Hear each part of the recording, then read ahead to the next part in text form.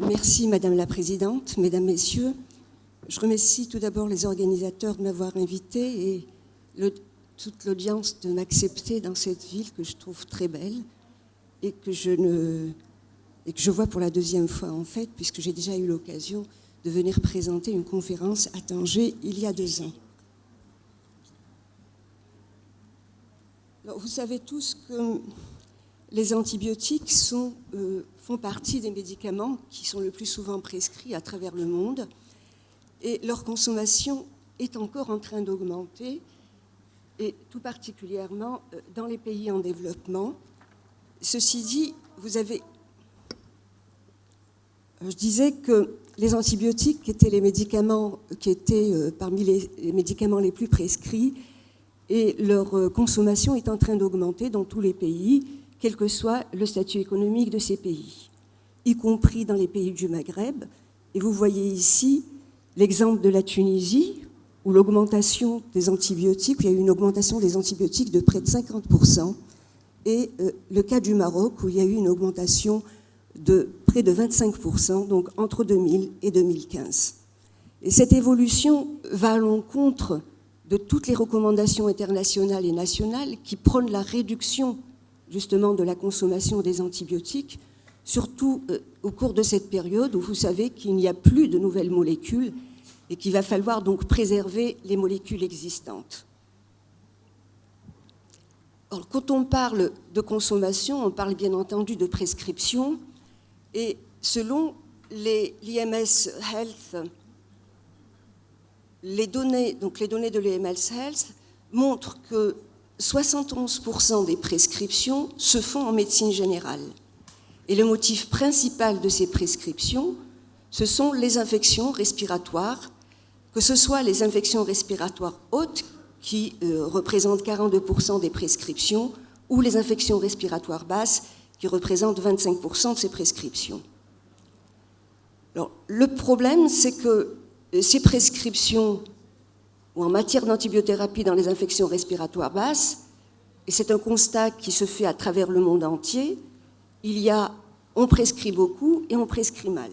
Alors on prescrit beaucoup parce qu'on donne des antibiotiques dans des infections qui ne sont pas bactériennes. Ou alors on donne des antibiotiques dans des affections respiratoires qui ne sont pas du tout des infections.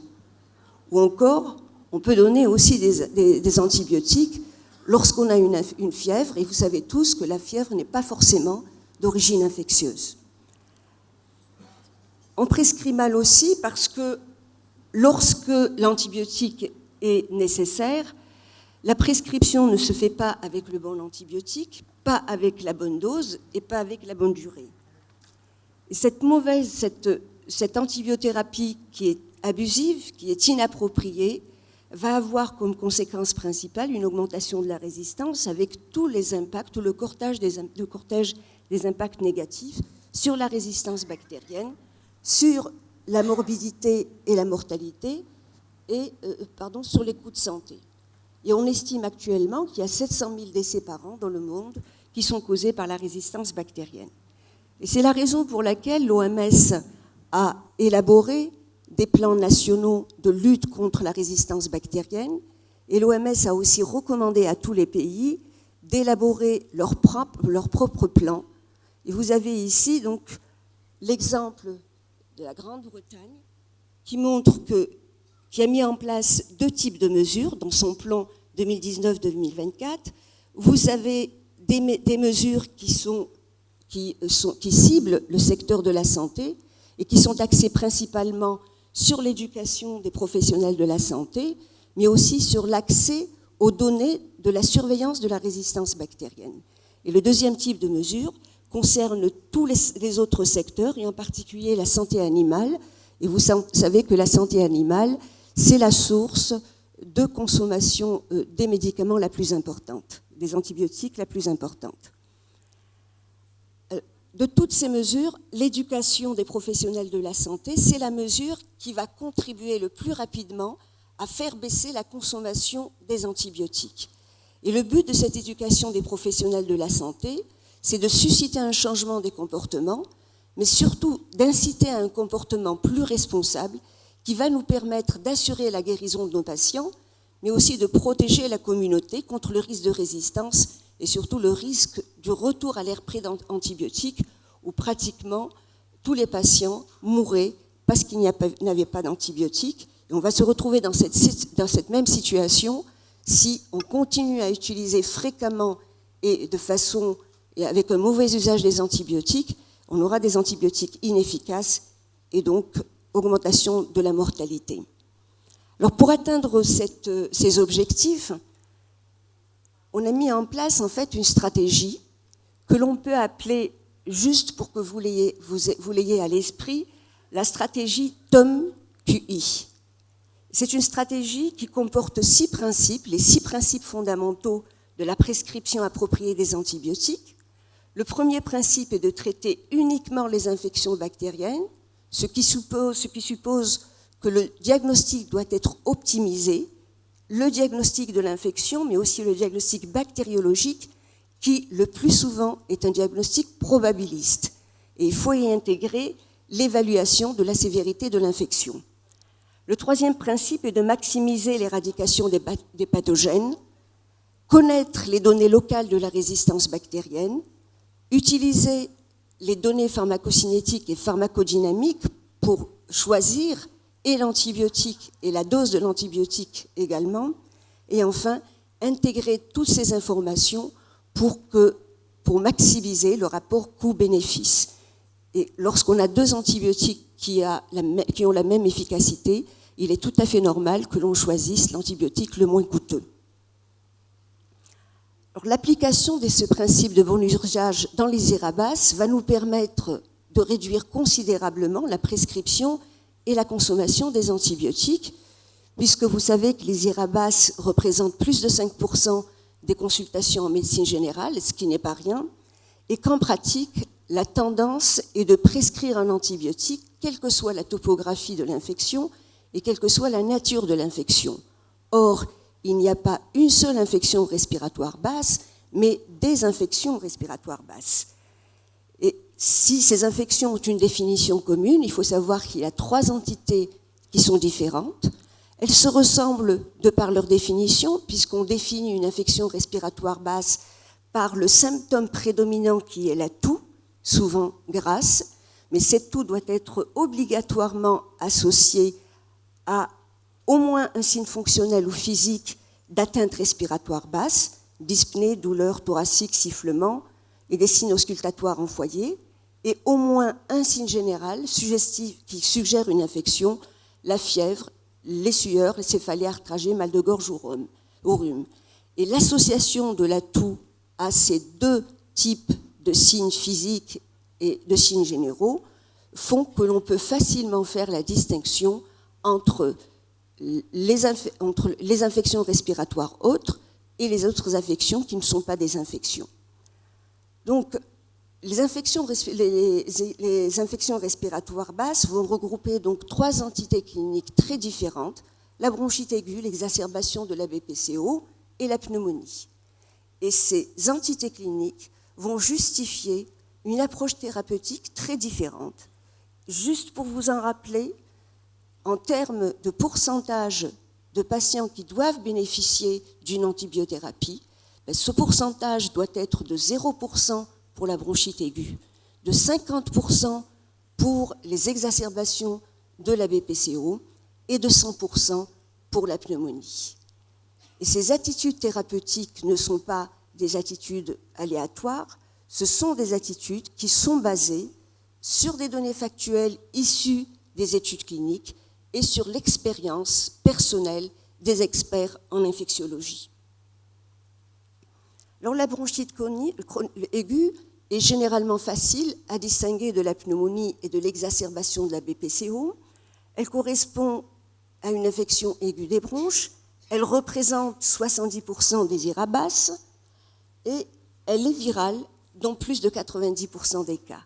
Dans 5 à 10% des cas, elle peut être d'origine bactérienne, mais les bactéries en cause sont des bactéries atypiques, mycoplasme pneumoniae ou chlamydiae. Et ce qu'il faut savoir, c'est que ce soit une infection virale ou que ce soit une infection bactérienne, le tableau clinique est le même et la conduite thérapeutique est la même. Alors, le tableau clinique la bronchite chronique est souvent associée, précédée d'une infection respiratoire haute. Elle associe comme symptôme prédominant une toux aiguë de moins de 3 semaines et des crachats, une oppression thoracique ou une douleur rétrosternale, des sifflements qui ne sont pas systématiques.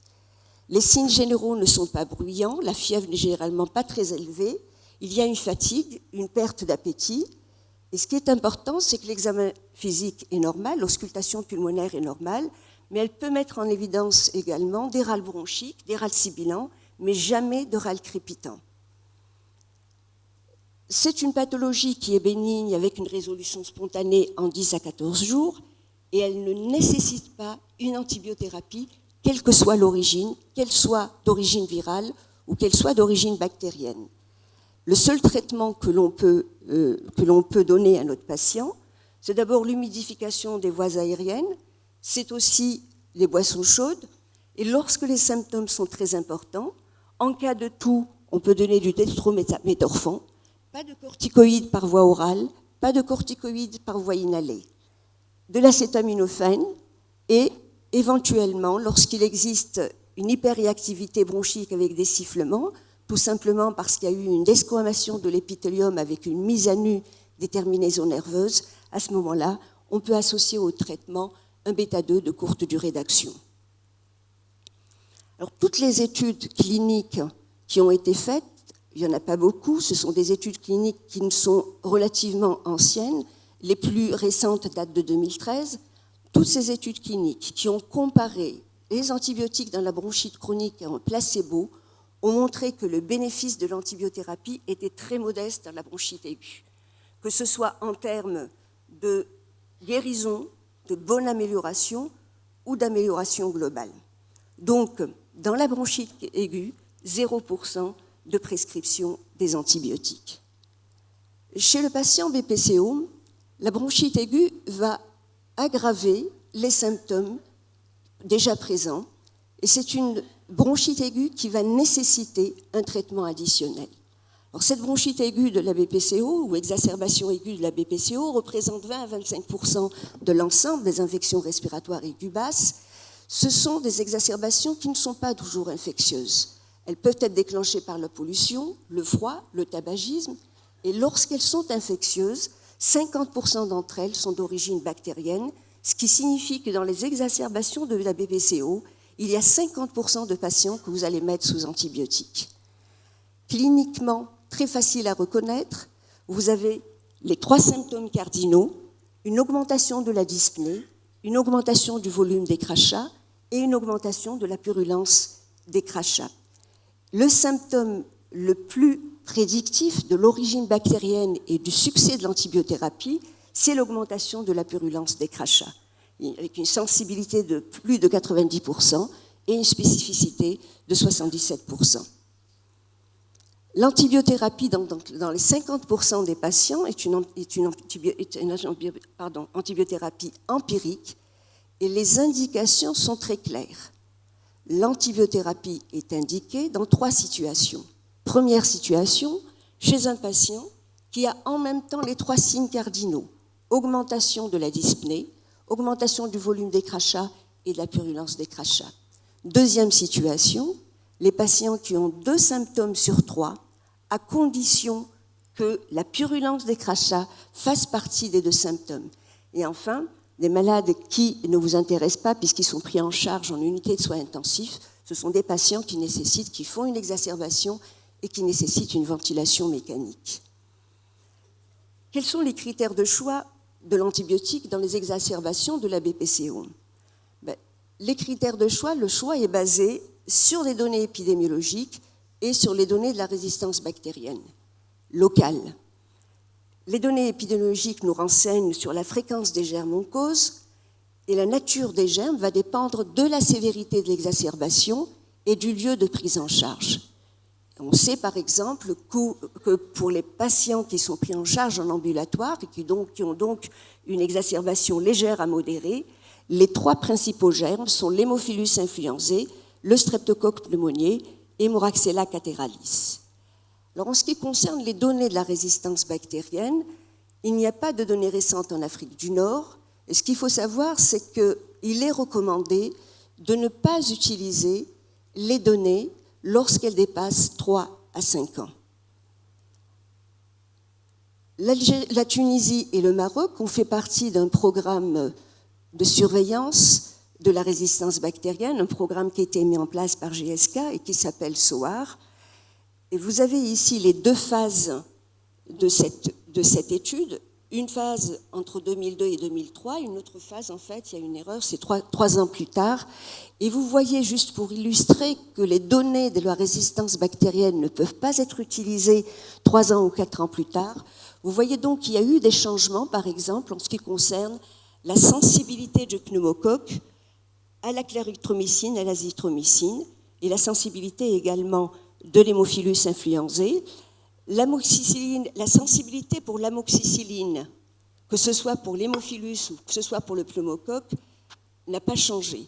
Donc il y a le taux de pneumocoque et le taux d'hémophilus sensible à l'amoxiclave est pratiquement, donc vous voyez, de 100%, et que ça n'a pas changé entre la première et la deuxième vague.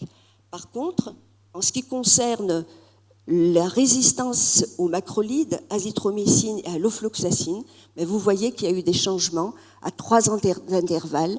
Donc, nous ne pouvons pas utiliser les données locales, les anciennes données locales, pour guider notre antibiothérapie aujourd'hui. Et je vous annonce que, normalement, en décembre, nous aurons les résultats de la 3e vague au Maroc. Ceci dit, ce qu'on peut observer, c'est que pour l'amoxicilline et l'amoxicilline acide clavulanique, le pneumocoque reste sensible déjà depuis presque une décennie. Alors si on compare les résultats donc, de l'étude SOAR dans le Maghreb à la sensibilité aux antibiotiques dans les autres pays, ben vous voyez que pratiquement les résultats se ressemblent. Le streptocoque pneumoniae reste sensible à l'amoxicilline et l'amoxiclave. L'hémophilus influenzae est sensible à l'amoxicilline acide clavulanique et par contre, parce qu'il justement sécrète les bêta-lactamases, la sensibilité à l'amoxicilline n'est pas très bonne. C'est sur la base de ces résultats qu'il y a eu des recommandations internationales pour la BPCO. Alors, ces recommandations nous disent qu'une antibiothérapie appropriée réduit significativement la charge bactérienne en éradiquant les bactéries, en réduisant les échecs thérapeutiques et le risque de progression vers des infections plus sévères comme la pneumonie. Donc, effectivement, si on ne traite pas correctement une BPCO, une exacerbation de BPCO, on risque d'aboutir à une pneumonie qui est quand même une infection beaucoup plus grave. Les principaux germes à cibler sont Haemophilus influenzae et Streptocoque pneumoniae. Le choix de l'antibiotique se base sur la résistance locale et les options thérapeutiques vont inclure l'amoxicilline, l'acide clavulanique et lorsque le profil de résistance locale le permet, des macrolides, azithromycine et également la doxycycline. Alors j'en arrive maintenant à la pneumonie. La pneumonie, vous le savez, est une infection du parenchyme pulmonaire. Elle est relativement peu fréquente, 5 à 10% des infections respiratoires basses. Elle est bactérienne, mais elle peut être virale. Et comme on ne peut pas faire la distinction entre une infection bactérienne et une infection virale, et comme on part du principe qu'une pneumonie est toujours et potentiellement mortelle, l'antibiothérapie doit être systématique. On ne cherche pas à savoir si elle est bactérienne ou virale, l'antibiothérapie doit être systématique. Cliniquement, elle se différencie de la bronchite aiguë, puisque c'est pratiquement le principal diagnostic différentiel, par un tableau clinique qui est beaucoup plus bruyant, une fièvre élevée, une tachycardie avec polypnée, la toux avec des crachats purulents, la douleur thoracique. Les symptômes généraux sont assez importants, fatigue, perte d'appétit, et à l'auscultation pulmonaire, lorsqu'elle est bien faite, lorsqu'on essaye finalement d'ausculter depuis le sommet jusqu'aux bases, on peut retrouver un foyer de râle crépitant. Mais le gold standard du diagnostic de pneumonie, c'est la radiographie thoracique. Cette radiographie thoracique va vous mettre en évidence 3 types de lésions. En fait, des images radiologiques de ce qu'on appelle des pneumonies alvéolaires sous forme de condensation, que ce soit une condensation systématisée ou non systématisée, sous forme de bronchopneumonie unie ou bilatérale, ou alors sous forme de pneumonie interstitielle avec des opacités linéaires, généralement localisées au niveau des bases, unilatérales ou bilatérales. Là aussi, le choix de l'antibiotique qui est systématique va se baser sur les données épidémiologiques et sur la résistance bactérienne. Pour ce qui est des données épidémiologiques, 4 germes. Le plus fréquent, c'est le pneumocoque, c'est de loin le germe le plus fréquent. Le mycoplasme pneumoniae lorsque le sujet est jeune, Haemophilus influenzae pour les sujets plus âgés et Chlamydia pneumoniae en dernier. Pour les données de la résistance bactérienne, je ne vais pas répéter ce que j'ai dit pour l'exacerbation de bronchite aiguë. Il s'agit des mêmes données concernant le pneumocoque et l'Haemophilus influenzae. Et ce qu'il faut savoir, c'est qu'il n'y a pas on ne teste pas le mycoplasme, la résistance, la sensibilité ou le profil de résistance au mycoplasme pneumoniae. Le mycoplasme pneumoniae n'est pas sensible aux bêta-lactamines, mais par contre, il est sensible aux macrolides. Donc les macrolides sont le traitement de choix des bactéries atypiques. Alors là aussi, quand on compare les données locales du Maghreb aux données internationales, ce qu'on voit, c'est toujours la même chose. Streptocoque pneumoniae, donc très sensible à amoxicilline, amoxiclave. Les fluoroquinolones sont de bons antibiotiques, antipneumococciques, mais ils doivent être préservés. Ils doivent être préservés aux résistances ou aux cas difficiles. Et enfin, on a rajouté, donc Haemophilus, la même chose, sensible à l'amoxiclave. Et puis, on a rajouté les germes atypiques, et vous voyez que les macrolides sont les antibiotiques les plus appropriés pour les infections à germes atypiques. Alors, les recommandations sur lesquelles on se base sont généralement les recommandations de la Société de pneumologie de langue française, où on a vu que ça correspondait un tout petit peu à notre profil de résistance. Et là, ce qu'on peut individualiser en ambulatoire, c'est 2 types de sujets. Les sujets sains sans signe de gravité, qui sont mis en première intention sous amoxicilline. Mais si vous avez un tableau qui évoque les germes atypiques, c'est-à-dire mycoplasme pneumoniae, à ce moment-là, on peut commencer par un macrolide. Et lorsque, au bout de 48-72 heures, si vous voyez que la température ne baisse pas, à ce moment-là, on fait un switch. S'il a été mis sous amoxicilline, on switch vers un macrolide et inversement. La deuxième situation concerne les sujets avec comorbidité ou sujets âgés en ambulatoire. Alors, dans ce cas, c'est l'amoxicilline acide clavulanique ou fluoroquinolone. Mais ce qu'il est recommandé, en tout cas dans nos pays, c'est de ne pas utiliser de fluoroquinolone en première intention. Et en cas d'échec, à 48-72 heures, c'est l'hospitalisation du sujet. Une règle qui doit être bien suivie, ne jamais prescrire de fluoroquinolone chez un patient qui a reçu une fluoroquinolone dans les 3 mois précédents. Alors en résumé, nous avons donc les 3 infections respiratoires basses, la bronchite aiguë, infection la plus fréquente, qui est pratiquement d'origine virale dans la quasi-totalité des cas, et où on ne doit pas prescrire d'antibiotiques.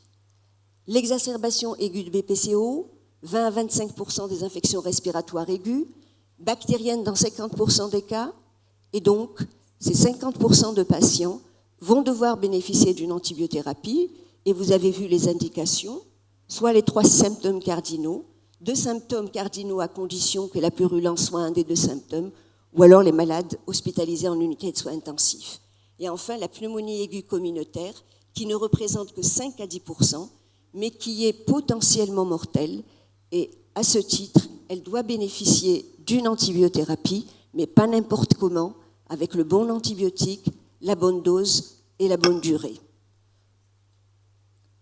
Alors en conclusion, je pense que finalement, si on suit correctement les recommandations, on peut limiter l'antibiothérapie à ses véritables indications dans les infections respiratoires basses.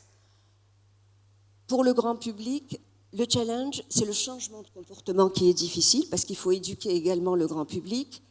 Il est difficile, mais il n'est pas impossible à obtenir. La réduction de taux de prescription des antibiotiques est un objectif de santé publique qui peut être atteint. Et il est atteint grâce à la réduction de la consommation des antibiotiques, mais aussi grâce à la vaccination anti-pneumococcique chez l'enfant et les patients à risque. Et enfin, grâce à tous ces efforts, on peut espérer réduire le taux de résistance locale qui est quand même élevé dans nos pays et préserver les molécules essentielles comme les bêta-lactamines, les macrolides, les fluoroquinolones pour le bénéfice des patients et aussi pour le bénéfice de la santé publique. Et je vous invite en décembre à la présentation en fait des résultats de l'étude de SOAR. Je pense que c'est en décembre-janvier. Voilà, et je vous remercie. Merci, professeur, pour cet exposé très clair. Y a-t-il des questions dans la salle ?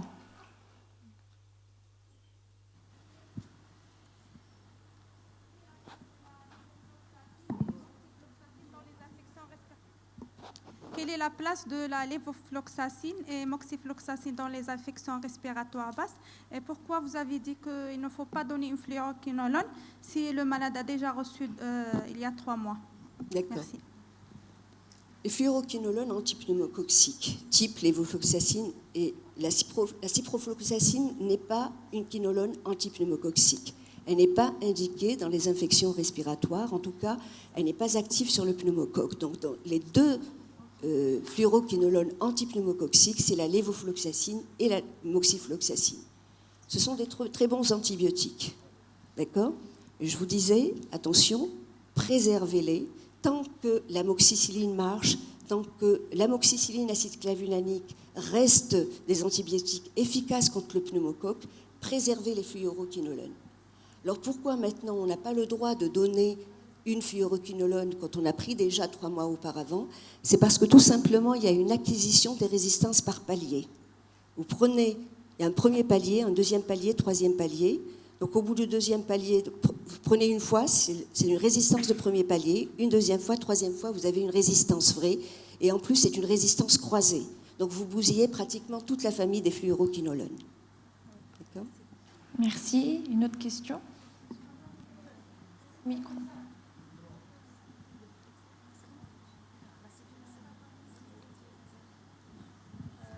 Les céphalosporines, la place des céphalosporines dans les infections respiratoires.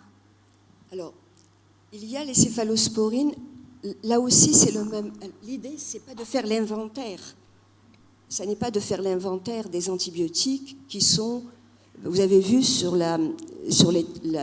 l'étude SOAR Maroc-Tunisie, on a testé quand même le sulfuroxime et ça reste sensible au sulfuroxime.